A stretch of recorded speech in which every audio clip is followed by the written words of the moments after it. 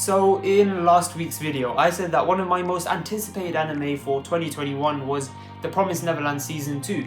And a few days ago, the first episode released and I watched it pretty much as soon as it came out. So this video is going to be a little similar to the Attack on Titan Season 4 video I made a few weeks ago, where I talk about not only my thoughts on the first episode, but also my predictions for the rest of the season. Also, I just want to say last week's video went down really well, so I appreciate all the support you've been showing. And if you're one of the people who haven't subscribed yet, please press that red button. I'm posting weekly video on the anime that I'm watching, and I've got a few more bigger plans for 2021, so yeah, if you could subscribe, I'd really appreciate it. But with that out of the way, let's start talking about The Promised Neverland Season 2 Episode 1. The first thing I have to say is that I almost didn't watch the episode, not for any particular reason, just I didn't know it was out yet. I've been waiting for this anime to come out for a year and a half, and on the one day that the first episode comes out, I forgot that it was coming out. But as soon as I found out it was out, I rushed into my room, sat on my chair, put my headphones on, and I watched that first episode. And this first episode was definitely interesting. Of course, it doesn't have that same shock and wow factor as the first episode of Season 1. We jump right in from where the last season left off. Oh, and a quick side note, if you haven't seen Season 1, then this probably isn't the video for you. It's got spoilers in it. I did make a spoiler-free review of Season 1 if you want to check that out. We now know that there's a group of demons chasing after Ray, Emma, and the others. They seem to be able to handle themselves quite well. They are very smart kids. I think in this episode we also get reminded of just how young they are. You've got these massive demons chasing after these little 11, 12-year-old kids. I think it was good to have a reminder of that power gap. We now know that the group's main objective is to find William Minerva through the coordinates he left on the pen. The man who's written Morse code in all of the books and promises help towards anybody looking for it. I found the pen and the idea of tech in The Promised Neverland a little odd. I don't know, from the first season and their use of like gas lamps and etc, it gives me a slightly older vibe. But then you've got this pen that has this projection and touchscreen, and on the manga covers you've got Emma holding like a 3-barrel pistol. I don't know, it kind of throws me off as far as like my idea of time and stuff. It is a little off-putting. If you also got that impression, let me know how you felt about it in the comments, because I don't think I'm the only one, or maybe I am. But yeah, we get given a set of coordinates for William Minerva's supposed location, or the location of help. I think that will be the driving force of this season, perhaps, getting to that place. Before they can even begin setting out in that direction, they get attacked by those demons, but then they're also saved by 2 demons. A young demon girl around Emma's age, I believe, and an adult demon man. The 2 saviors, we don't know whether or not they're really like good and saving them just yet, come at the nick of time because Emma has just fainted from the bleeding of her ear,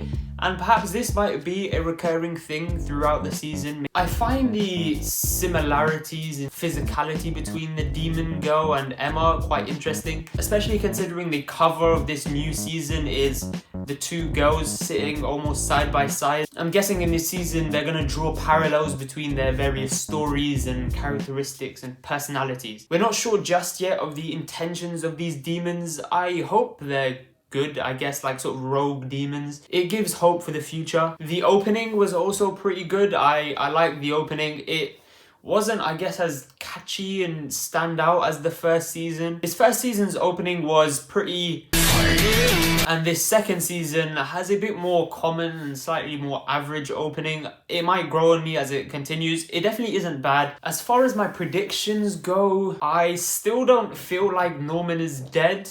I don't know why, it's just a feeling. There's also a rule in cinema and film that if you don't literally see a character die in front of you, especially a main character, never straight assume that they're actually dead. It's usually the ones that you don't get to see actually die that come back in some way. I might just be waffling right now and he might be very much dead, but all I'm saying is I think there's a chance he's still alive. I think in this season we will also get to know a bit more lore. We will understand why these things are happening, why there's farms and how it came about and stuff. There's still so much that we don't know yet, and I think this season will answer a lot of questions. And I think these questions won't be answered by this William Minerva person.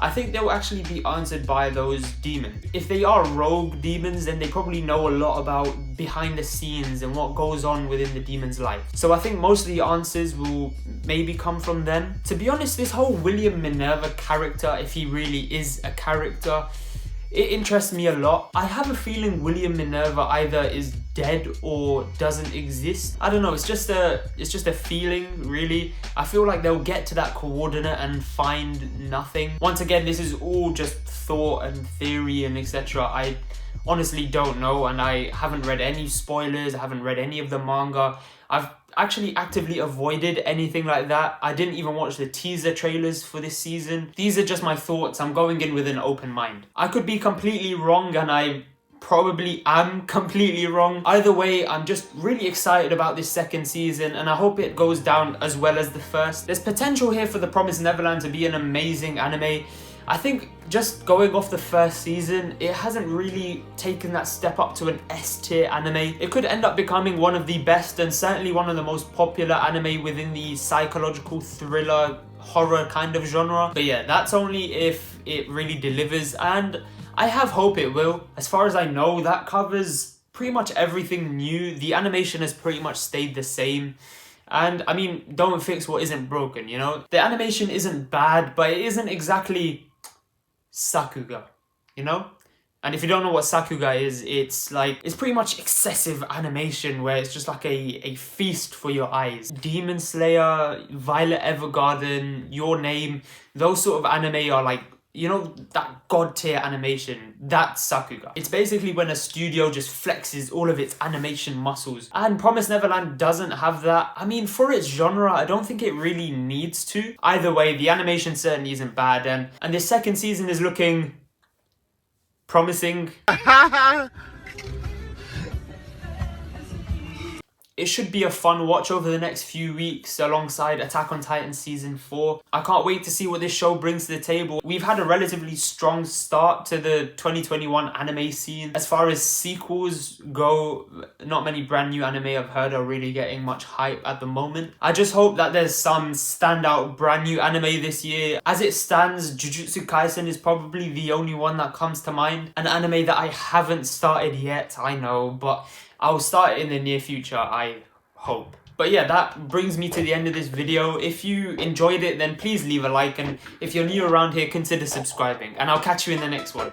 See ya!